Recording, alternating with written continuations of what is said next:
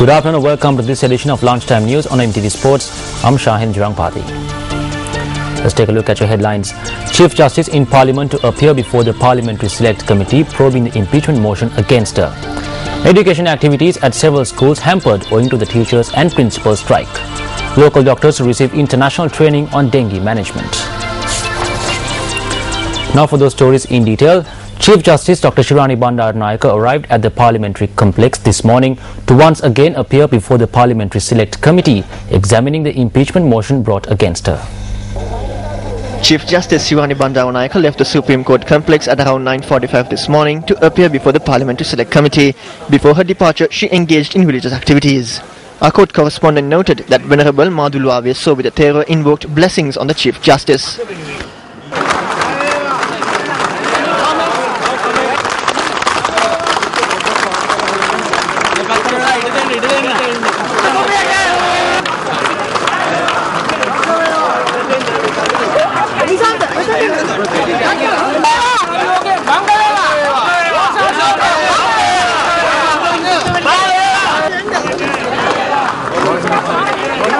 According to a correspondent, members of the legal community had gathered in the Supreme Court premises to express their solidarity with the Chief Justice.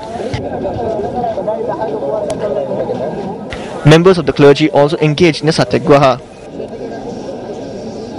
Another group of protesters who had gathered outside the court complex demonstrated against the Chief Justice and in support of the impeachment.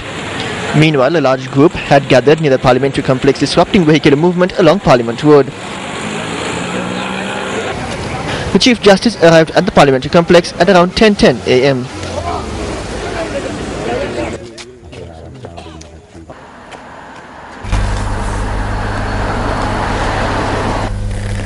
In other local news, academic activities were disrupted at several schools in the island owing to the trade union action launched by teachers and principals. Secretary of the Ceylon Teachers Union, Joseph Stalin, stated that the trade union action is being carried out as solutions have not been provided to the salary anomalies and other demands. Due to the trade union action, academic activities were disrupted in the Kaludra educational zone. A correspondent stated that although teachers were absent in schools, a large number of students had turned up in school.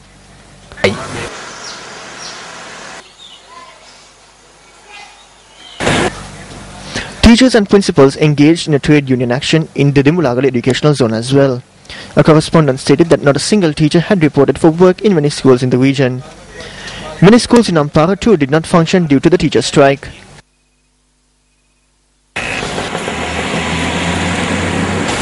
Furthermore, the trade union action had crippled schools in the Anuradhapura and Kurunegala districts as well.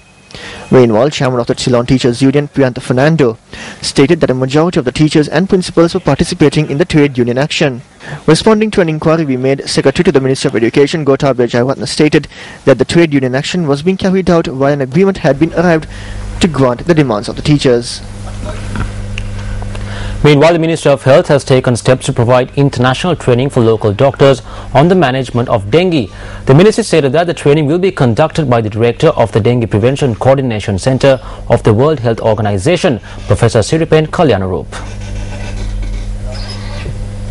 The Health Ministry points out that over 50,000 dengue patients have been recorded in Sri Lanka this year alone. The ministry said that Professor Kalyanarup arrived in the island yesterday in order to advise local doctors on how to reduce the number of dengue-related deaths. Professor Kalyanarup is also to provide training to senior specialist doctors in Sri Lanka on the proper management of dengue. In more local news, the body of an infant has been found floating in the Kesalgama Oya in Bogawantalawa. The police said that the body has been taken to the Nawalapitiya Hospital morgue. The infant is yet to be identified. A post-mortem examination is to be carried out during the course of the day. The Bogawantala police are conducting investigations.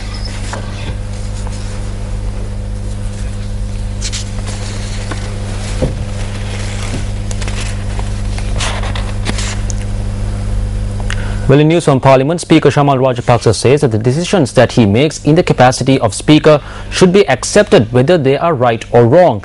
Now, the Speaker made this comment in Parliament after considering several facts tabled by a group of parliamentarians. Deputy Minister Lalit Dissanayake, speaking in Parliament, said that UNP Residents Council Vijayjasa Rajapaksa is continuing to act against the decision made by the Speaker recently.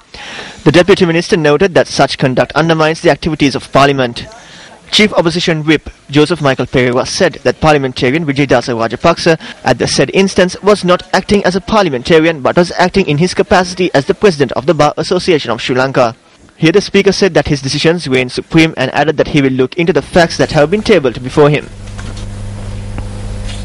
Meanwhile, the Ministry of Education says that a committee will be appointed next week to formulate recommendations to make university lecturers a special service. Now, Secretary to the Ministry of Higher Education, Dr. Sunil Jayanta Navaratna, said that they arrived at this decision during discussions with FUTA yesterday. Secretary of FUTA, Dr. Terence Madhujit, said that the names of their representatives for the committee were handed over to the ministry yesterday.